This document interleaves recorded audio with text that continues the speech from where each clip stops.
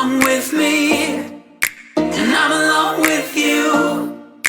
You belong with me, and I belong with you.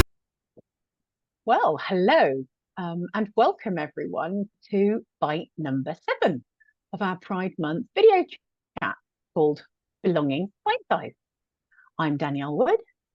And I'm Sophie Wood, and today we're going to be taking a look at a topic that segues well from bite number 6, which was coming out.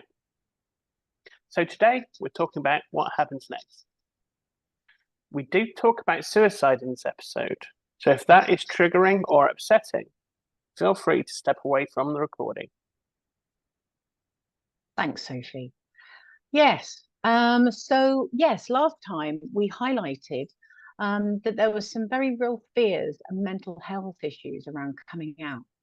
Now, some people, once they've come out, will have a really positive experience. But that really is all very dependent on the people around you when you come out. Some people are not so lucky, and they may experience difficulties or even rejection by their parents, their children, their partner, their friends. And at best, they may be treated differently, and at worst, they may become a victim of hate crime. And all because they found the courage to come out and be their real selves. So, Sophie, why don't you tell everyone a little bit about your experience? Of course. Well, you know that you and I had our struggles to begin with. And that's not such a quick story for a bite-sized video, but I will summarize, hopefully in a way that is helpful. So, one of the key takeaways from my experience was I found that the people I thought would be there for me were not necessarily the ones that turned up.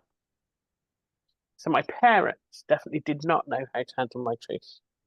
So their first reaction was kind of muted, but mildly supportive. But after they had some time for reflection, they pulled away completely. So my mother said she would only ever accept the beautiful boy that she'd given birth to, and told me I should go away, seek psychiatric help, and get myself sorted out. Now, as you remember from our last bite size, the act of coming out can be really stressful. And I didn't want to go through it over and over again, especially after my experience with my parents. So I updated my Facebook profile with my new name, my new look, and I made an announcement. Now, at the time, this was the right thing for me to do, as my mental health couldn't really have taken coming out time and time again. However, I received a lot of negative feedback from others about the way that I had let people know, and they were very, very keen to tell me how that made them feel. The friends who were close distanced themselves, and those who we didn't see so often actually reached out and remained supportive. So some of these friendships healed over time, and others didn't. But I have new friends now, not a lot, but they know and accept me, as Sophie. Hey, it's quality, not quantity, okay? And these people, these are the ones that I value most in my life. Now, one of the most surprising twists came after the day that I'd actually tried to take my own life, shortly after coming out. Up until that point, Danielle's parents were very anti-me. They saw their daughter Danielle as my victim and thought that I was now running away and living my best life.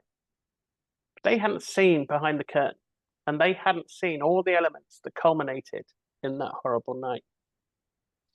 Now, we hadn't seen them for a while, but when the police officer asked who they could call to pick Danielle up from the hospital in the middle of the night, Danielle said she didn't think that they would come. Fortunately, the police officer knew better, and he called them anyway. Now, when they got home, my mother-in-law sent Danielle to bed as she was absolutely shattered. And then she got down on her hands and knees, and God bless her, she scrubbed all the blood off the kitchen floor and the sides and the cupboards. And that experience for my mother-in-law was a real turning point. She understood there was more to all of it, and she started to become curious and sought to understand more about what it was or what it is to be transgender.